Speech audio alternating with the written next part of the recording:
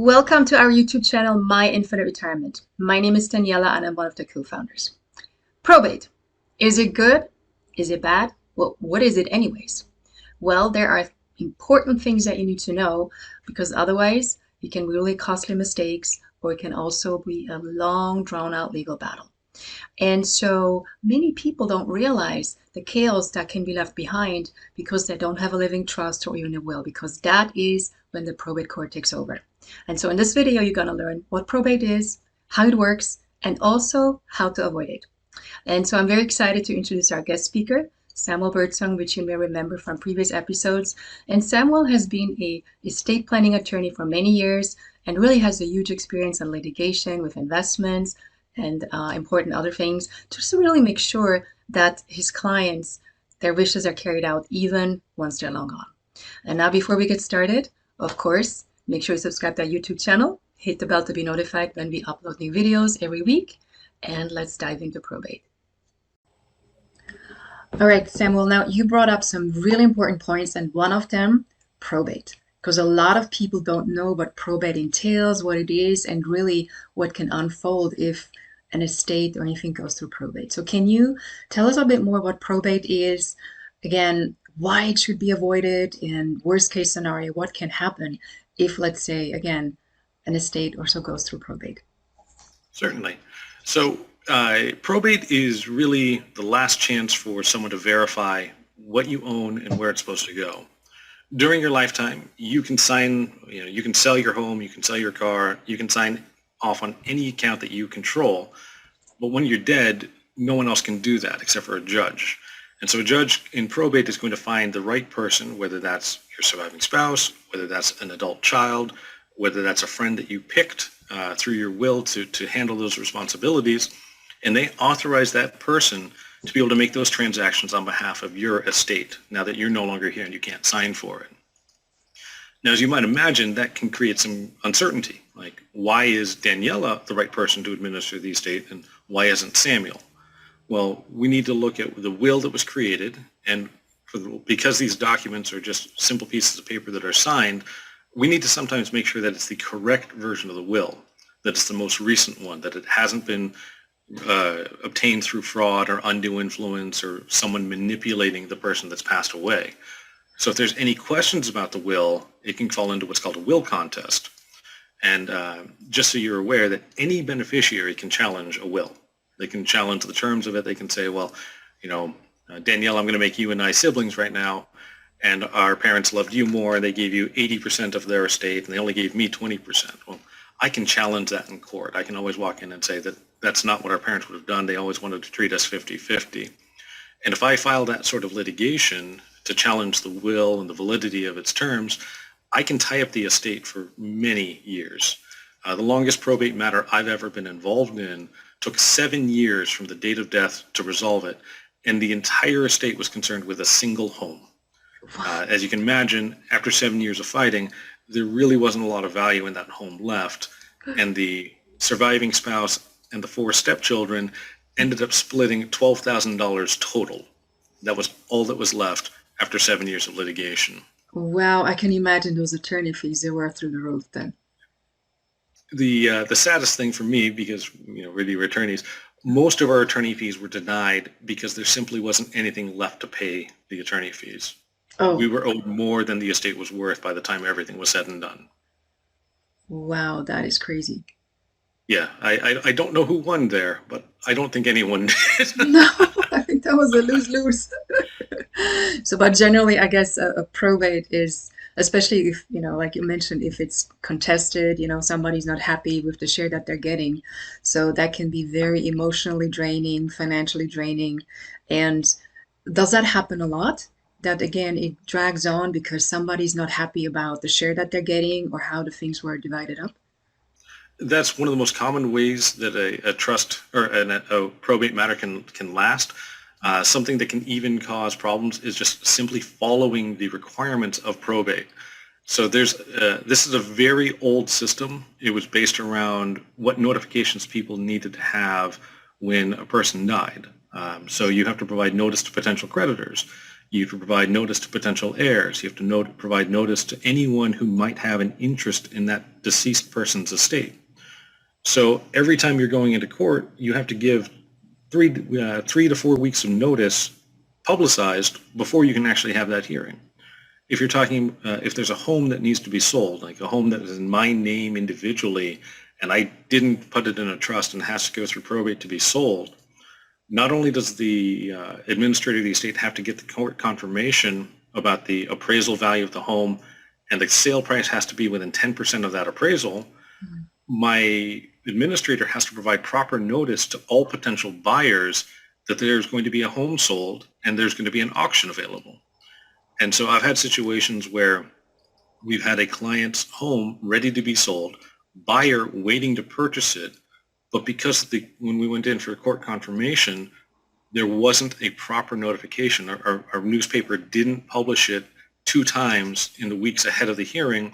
We had to delay it and reschedule it for 5 weeks later. So we actually had 3 potential buyers who were in the courtroom that couldn't bid on it. Our potential buyer had to wait another month and change in order to try to get confirmation that he could buy this property. And we had to go through all of the publication process to make sure that the newspapers properly published notice in advance of the hearing. And these sorts of little, obscure things. It has to be a newspaper general publication. You have to provide notice for people outside of state with a certain amount of time. It seems crazy in a world that communicates by email and instant transfers of information, but everything's tied around the slowest possible form of communication. If I've got a beneficiary that lives overseas, I have to give them 20 days plus the normal notice, so that way they have the opportunity to be heard at the hearing. So if you think, okay, nowadays people live everywhere, if you have a sibling overseas that's entitled to receive notification, that's going to add a minimum of 20 days on top of the standard required notice for every hearing and every action in front of the court. All of that time just adds up, which is why it takes 9, 12, 15, 18 months for easy situations. If everything goes well. Yeah. And then, you know what? I read somewhere like Jimi Hendrix. He did not have actually a will or a living trust. And it took over 30 years to actually divide up all his estate and everything that he had. And it's crazy when you think about it, especially people who are wealthier or have more money, like celebrities. There's a lot of celebrities that we hear about, even Michael Jackson or Prince or the latest one, Aretha Franklin, who didn't have a will or a trust. And it just created such a lot of chaos around, after they passed on. Yeah. Well, just to give you an idea of how micromanaging the courts are, for one of the estates that my former law firm handled, we had investments that were sold by the administrator, and we had to account for them to the court. So we had to go in and find the date of death value for 316 individual stocks. We had to show the transaction dates, and we had to account to the penny of where that money went. And when we were off by 14 cents, we had to spend 6 hours between 2 attorneys and a paralegal to find out where those transaction fees went, because otherwise our accounting would not have been approved. Because of 14 cents?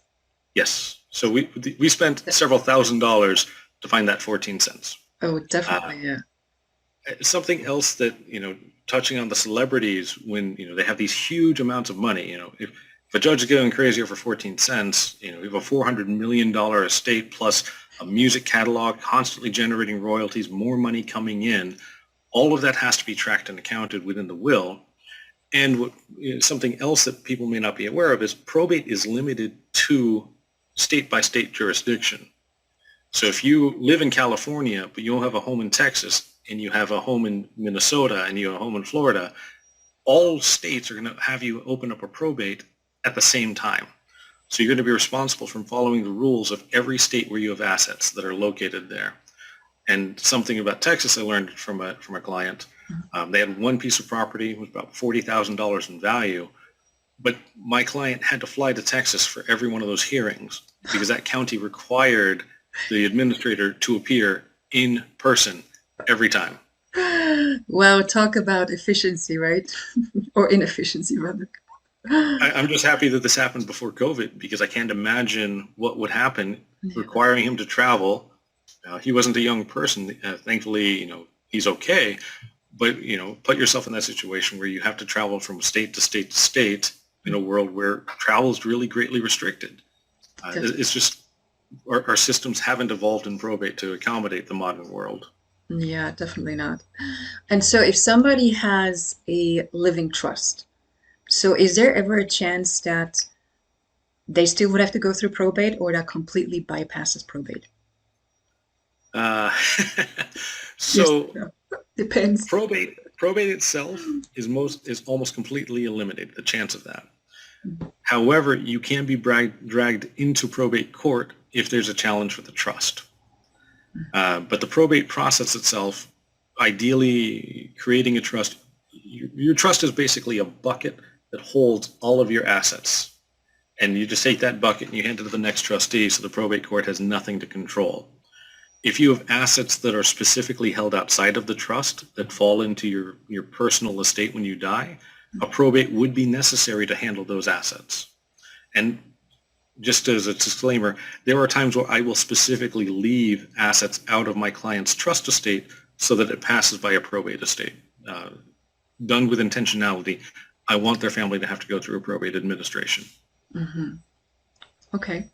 And so, what are some ways that you can think of or advice to avoid probate? Because it sounds like that's just kind of like a headache, right? It is a headache, but there are times, especially in California, where I think probate actually makes the most sense possible. Uh, when I just mentioned the keeping assets out of the trust so they go through probate, firearms in California, it's a touchy subject, but California provides a tremendous amount of protection for the administrator of an estate to deal with the distribution of firearms versus the trust. Trustees, for whatever reason, are held to a different standard. So there's greater protection for the beneficiaries and the administrator if you have those assets go through probate. Um, Ideally, though, if you don't have firearms and you don't have special assets that have to go through probate, Mhm. if you put it in a trust, the transfer of the ownership is just by contract. So it's like a life insurance policy. A life insurance policy death benefit proceeds passes by contract, which is outside of a trust, and it doesn't fall into a probate estate as long as it goes to a specific beneficiary. Mhm. So that sort of the contractual arrangement allows you to bypass probate, so you avoid that time delay, you avoid the unnecessary fees, and you, as the person creating that trust, you're retaining control over where those assets go and how they're distributed. Right. Okay.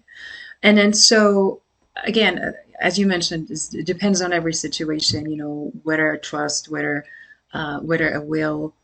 Um, so now what happens if neither one of those exist? Of course, I would assume it goes through probate. Is there like any extra challenges, additional challenges if there is no will? The good news is if you haven't created a plan for yourself and you're a California resident, it's okay. California's government has created a plan for you. Yay! And yay, Sacramento, they do everything right. Uh, so the distribution there is through what's called intestacy. Intestacy just means you have no testamentary document, you have no will, you have no trust. And so there's default provisions that we assume that people want. And those default provisions are they want to provide for their spouse, if they have one, or domestic registered partner, or they want to provide for their children. And if they want to provide for the children, they love all their children equally, so they want to make an even distribution. So if I'm married, all of my community property, the assets that I've accumulated during my marriage, well, that will go to my spouse because that's just fair. It's something that we created during the marriage, and she has an interest in it. But everything that's my separate property, assets I brought into the marriage or specifically kept as separate assets, well, that's going to go mostly to my spouse. If I have only one child, it'll go 50-50 spouse and child. If I have two or more children, it'll go 1/3 to my spouse and 2/3 to my children in equal shares. So if I have 5 children and my spouse gets 1/3 and my children get 1/15 each. Sorry, 2/15 each. Mm. So now all of a sudden we have math, and that's just challenging everywhere. And I attorneys don't like math. So part of the complication here is not all families are made equally. Sometimes you don't want your spouse to receive something. Sometimes you don't want your children to be treated equally. Mhm. And the default rules can't account for that. They can't deal with estranged children. They can't deal with children that can't have money in their name because of a substance abuse problem, or if they're receiving medical benefits through the government, where receiving that money would disqualify them. Mhm. Because it's just this very blanket thing. We assume this is what families want. It also doesn't really address when they're children that are born out of wedlock or non-traditional relationships. If you're in a long-term relationship with someone, you've lived together for 15 years, you've had children together, but you never got married and you never registered as a domestic partner, well, you have no interest there under California law because you're not a spouse and you're not a domestic partner. Which means you get absolutely nothing. Correct. And everything goes to your children. Right. And you're hopeful that the children are then going to turn around and help take care of you, Mhm. but there are no guarantees on that. Wow. So now you mentioned that California has this type of provision in place. Do most states have that, or what would you say? I would say every state has some version of this. And Mhm. the reason for that is we don't want, uh, as, as much as I make fun of the governments and the court system, we don't want people's assets to not go to their beneficiaries. Mhm. We just want to create a floor that says the most generic distribution, the expectation is spouse and children. And if the children aren't there, if a person dies and they have no spouse, they have no children, well, then it's going to go to their parents if they're alive. If not, then their siblings. If not, then their aunts and uncles, then their cousins. And there's this whole chart that can push out. One of the craziest situations that I've had to deal with, we had a situation where a person in his 50s passed away, had a $1.5 million estate, but his no siblings. His parents had both predeceased him. And we were contacted by a niece of his who was informed that her uncle had passed away. She contacted us, and so we said, okay, well, how are you related to him? Well, I'm his, my mother was his mother's sister. Okay, so there are 5 sisters and brothers on the mother's side. Not all of those aunts and uncles were alive. So we started having to go down and find who was alive at different generations. And some of the nieces and nephews had died leaving children. But on the mom's side, we had 33 people that we had to contact with varying levels of interest So that you they went were down the entitled. family tree. Really? Yeah, we had to. So we had all of this sorted out, and then we found out the father had 4 siblings himself, and they had children, and not all of those children were alive. At the end of it, we had 57 people on both sides receiving anywhere from 1/10 of the estate to 1/83rd of the estate.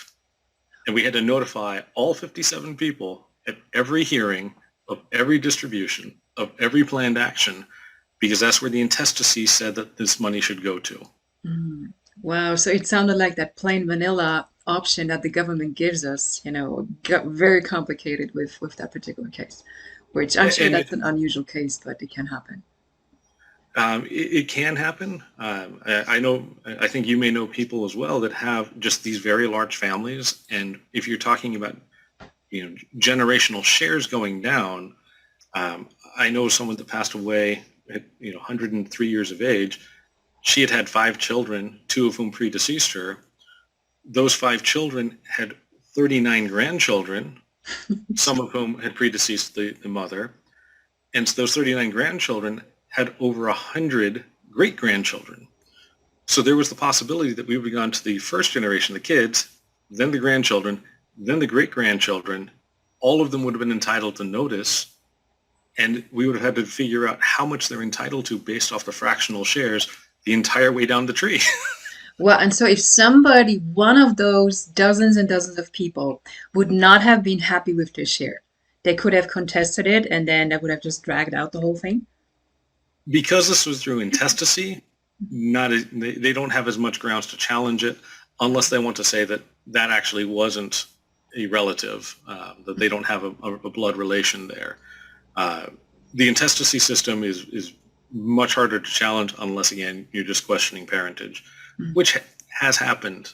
There's times where people will show up and say, "Hi, I'm Samuel's long-lost biological child," and that would be embarrassing because I'm not there to defend it. Um, but in that situation, they are entitled to a share. If they can legitimately prove that they are a blood relation, they're a child, you have people that discover that they have half brothers and half sisters in these proceedings all the time. Got it. And then, so, okay, this is if there was no will, no trust. Now, in the similar situation, if there would have been a will, obviously it would have gone through probate as well. And then it could have been challenged one way or the other. And what would have this, what would the situation have been if there would have been a will in place or a trust? So if the will had been in place, let's go back to the gentleman whose parents had died and 57 people from various family tree branches showed up. Mm. If he had said, "I want everything to go to my niece in Minnesota because she's the only person in the family that I keep in contact with," the niece gets 100% of everything. No one else has the right to do that. Now, the other heirs could say, "Well, the niece clearly influenced the decedent, and we should be entitled to our fair share of it. Give me my 183rd percent of that money." Mhm. But they'd have to be able to show why that specific will wasn't valid. Mhm. And that can drag it out for years potentially and cost a lot of money Potentially. in attorney fees and court fees and all that. I mean, in that situation, it would be very unusual just because it's such a thin link. The more common situations are, a parent says, again, Daniela, you and I are fictional siblings, and Daniela's the golden child, and I'm just the guy that stumbled through every crazy scenario and just hasn't done anything. Parents might say, "We're giving 100% of our estate to Daniela because she's just done everything right, and Samuel needs to figure out how to live life as an adult now." Well, I can challenge that, but I'd have to have enough documentation and evidence to show that that wasn't a proper distribution. This isn't actually what our parents had always intended. So I'd have to show why that's wrong. I can't just say it's not fair. Just Uh, because you don't like it. yeah. Mhm. I mean, it still would take time and money for you to defeat that, even if it's just that's not fair. And that's simply how slowly the court system moves. I see that more in trust because, again, the trust provides so much more context for the decisions that are being made than a will. Wills are just a simple piece of paper. I've shown people how to create a will in 45 seconds because you can do it by hand and sign it, and that's a On valid a will. napkin. On a napkin. Oh, yeah. The craziest one I've ever heard in law school, a will was signed and created on the back of a tree bark. Are you serious? It was in the testator's handwriting. It said, "I'm Samuel Birdsong. This is what I want to have happen with my assets." Signed it, dated it, died. Well, there you go. It's a writing that validates it. Mm. And there's actually movements in different states to say that we want to allow wills by text message, email, by electronic communication. Uh, and that to me is crazy because I have no idea how you can ever verify that the person creating the will actually created the will there.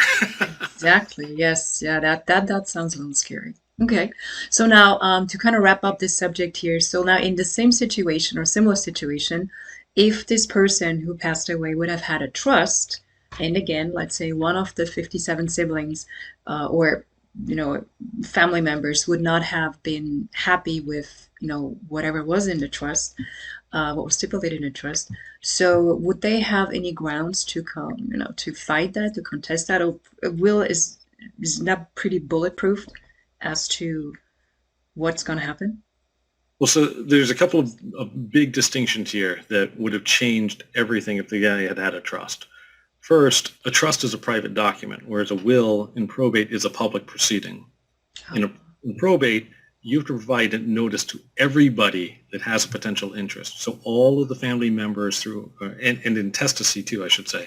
So everyone that is potentially a beneficiary up in that family tree and all those different branches, they have to be notified in a probate proceeding.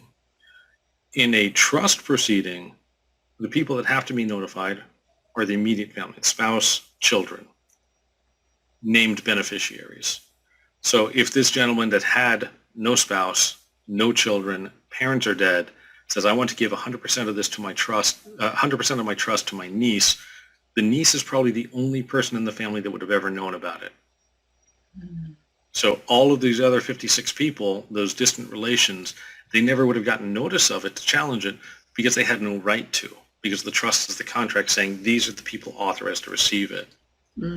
Got it. So they might have just wondered why down the road she'd be driving a Tesla and things like that, right? Because she inherited all that estate. Okay. Oh, that makes a lot of sense. Okay.